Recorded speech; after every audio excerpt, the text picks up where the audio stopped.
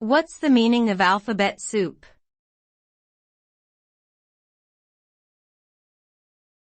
Alphabet soup.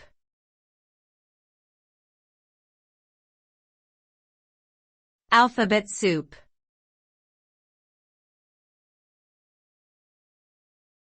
Alphabet soup.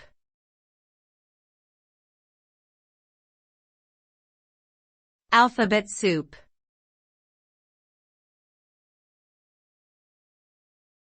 Alphabet soup.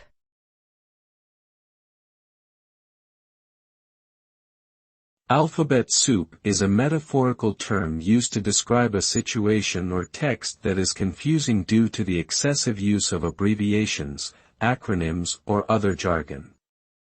It derives from the fact that a soup with many letters floating in it can be difficult to read or comprehend. In essence, alphabet soup refers to a situation where the meaning of the words become lost in the overuse of complex terminology, making it difficult for people to understand the subject matter. This term is most commonly used in fields such as politics, law, and finance.